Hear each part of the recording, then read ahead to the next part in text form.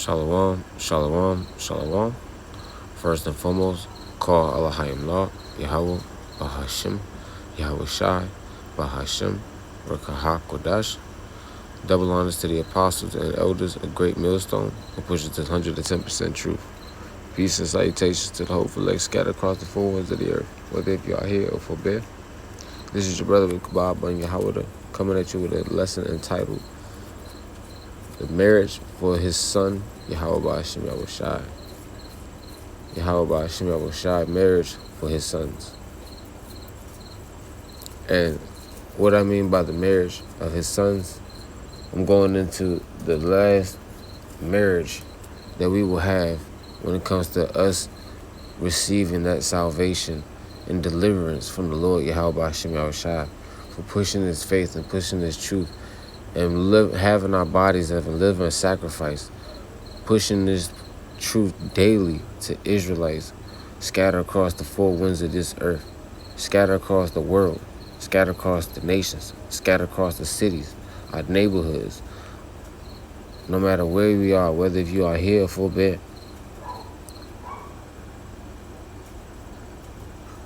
Matthew 22, I'll start at verse 1. And Yahawah answered and spake unto them again by parable, and said, verse 2, the kingdom of heaven is like unto a certain king, which made a marriage for his son. Verse 3, and sent forth his servant to call them that were bidden to the wedding, and they would not come.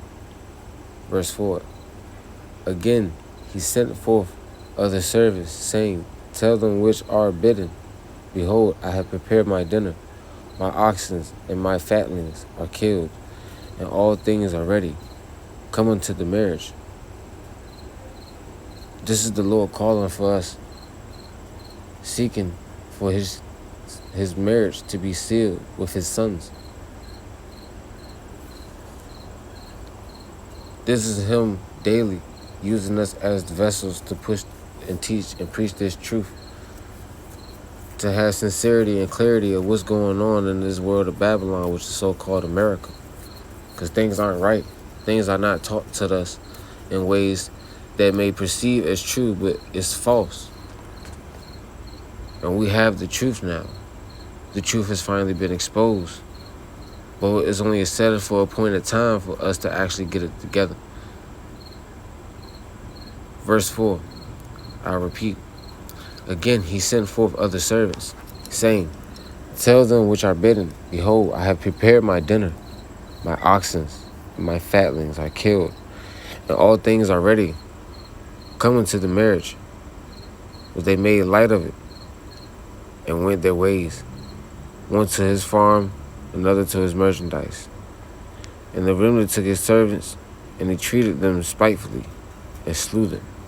But when the king heard thereof, he was wroth, and sent forth his armies and destroyed those murderers, and burned up their cities.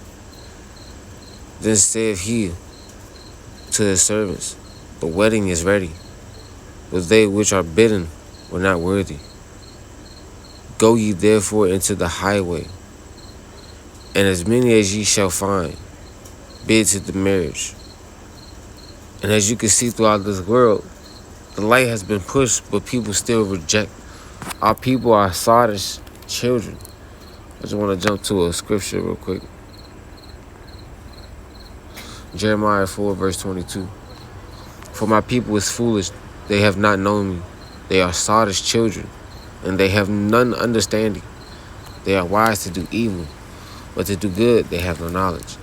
And what's evil about the scriptures that I've been reading, Slocking, in 5, 6, and 7, that spiteful behavior, it goes to a rebellious mindset. Being spiteful against the truth that's already been set for another man to teach and preach, for you to have more guidance to be delivered and to achieve salvation. Your negligence and your arrogance, despite the fact that you have guidance, you still chose ignorance and disobedience. Therefore, you were spiteful. You were a servant that had been a spiteful, yet slacking. Because I kept saying spiteful. What I meant to say is you being in a spiteful mindset, it doesn't lead you to the light of the Lord, Yahawah. It leads you to death. The water, Yahawah.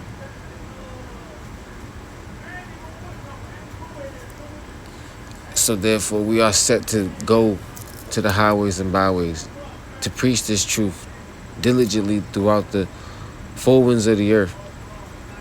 As I said in my last video, to teach and preach this gospel for the sheeps, for the Lord's sheeps to be fed correctly with the right nourishment of food, which is this doctrine, and for it to be specifically for the nutrients of his sheep, meaning breaking down knowledge for you to be edified, for you to actually have this understanding, to apply it into your life, and also teach this to the other sheep, which is your kindred, you know what I'm saying? Your sons, your daughters, your family members. Anyone who's seeking for the Lord Yahawahshi Marriage. And do it without a payment. Do it for free the same way you received it. Because as many as that shall find it, bid to the marriage. For all those who seek for the Lord Yahawahshi Marriage, you are still part of this marriage.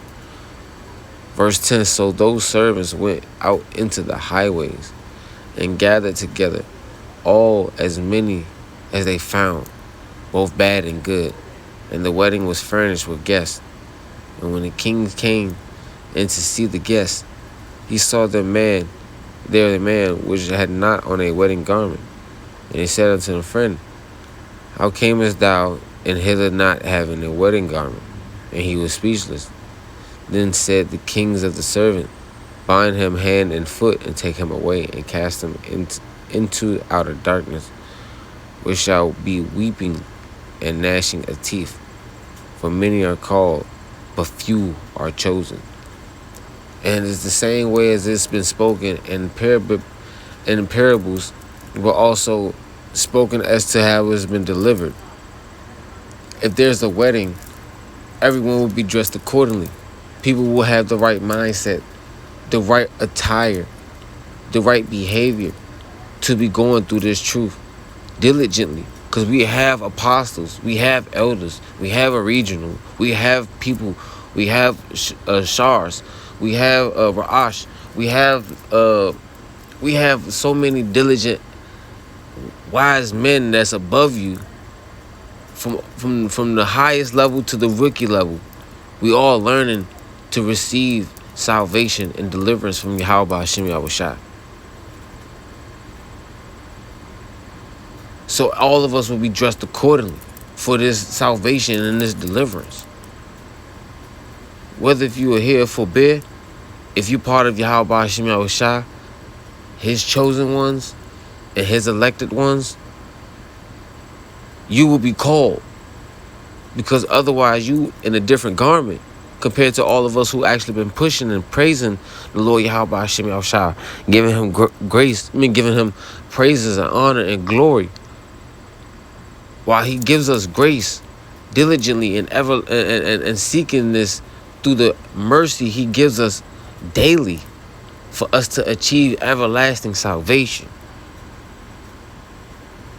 You cannot come here dressed differently than what was just mentioned from the traits that Yahawahshi Marriage has given us to actually learn and to take heed of and to apply for us to actually be coordinated for the wedding and dressed accordingly for the wedding, to be coordinated correctly through the wedding, meaning to achieve salvation, to have deliverance righteously given through his grace, through his mercy.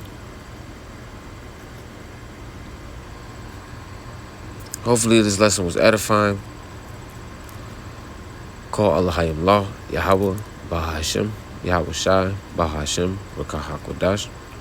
Double honors to the apostles and elders, a great millstone who pushes this 110% truth. Peace and salutations to the hopeful elect scattered across the four winds of the earth, whether if you are here or forbid.